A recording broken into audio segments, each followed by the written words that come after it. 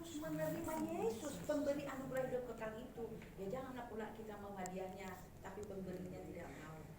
Pantang toh? Bisa. Jadi kita harus menerima Yesus sebagai pemberi anugerah hidup kekal.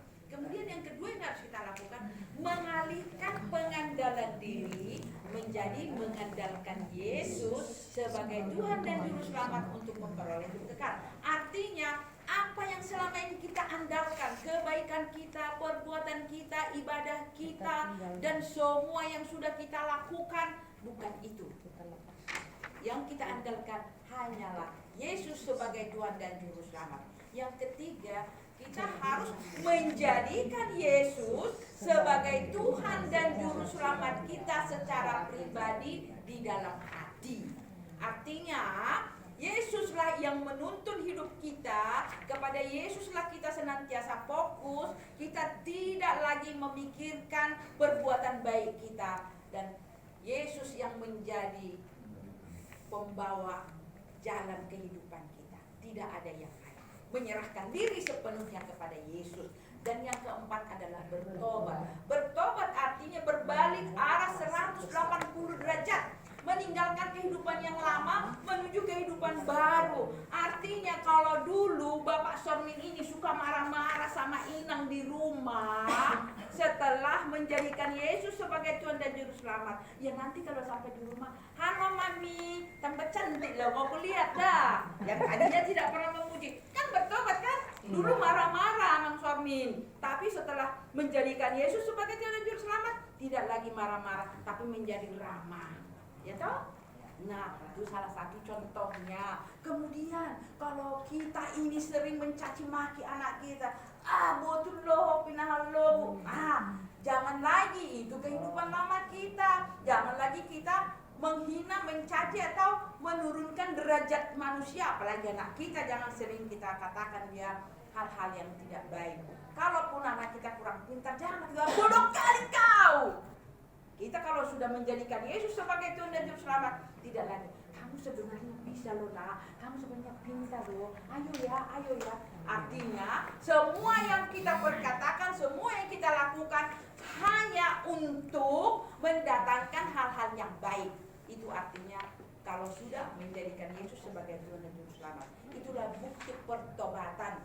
Yang tadinya dengan tetangga sedikit ada yang di dalam hati, ya kalau kita sudah ini mulailah senyum kan, nanti akhirnya berbaikan lagi. Karena aku juga seperti itu, banyak kawan tahu sama penjajah, banyak kawan agak diam-diam gitu, saya baju cukup kata aku, akhirnya dia bosan juga, dia terima juga aku ngomongkan gitu. Itu kalau sudah menjadikan Tuhan di dalam hati, menjadi Juru Selamat secara pribadi, itulah pertobatan. Nah, kalau itu sudah Bapak terima, coba renungkan, apakah Bapak bersedia berdoa dengan saya? Bapak Ibu, karena pribadi kan? Pribadi. Nah, apakah mau bersedia berdoa dengan saya? Ya, marilah kita berdoa. Bela itu doa pengantar.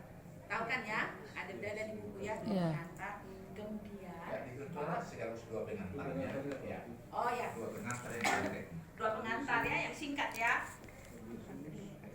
Kalau dua pengantar yang kita dulu yang mendoakan. Mereka. Terima kasih Tuhan Yesus, kalau saya sudah menyampaikan kabar baik kepada saudara saya ini, biarlah melalui apa yang saya sampaikan, saudara saya ini benar-benar mau menerima Yesus dan membuka hatinya untuk Yesus. Dengarkanlah Tuhan apa yang saudaraku minta dalam doanya kepada Tuhan Yesus Kristus. Ikuti doa saya. Lalu kita menuntut dia untuk berdoa, Tuhan Yesus, saya mengaku adalah orang berdosa dan tidak layak masuk surga, tidak layak menerima anugerah hidup kekal. Tapi saya sudah mendengarkan kabar baik, kabar sukacita yang datang dari Tuhan Yesus.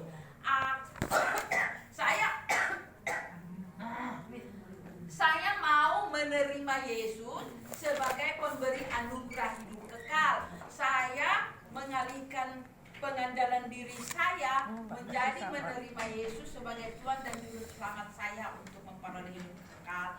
Dan Tuhan Yesus masuklah ke dalam hati saya, menjadi Tuhan dan Juru Selamat saya, yang menuntun saya dalam kehidupan saya. Dan saya berjanji, saya bertobat.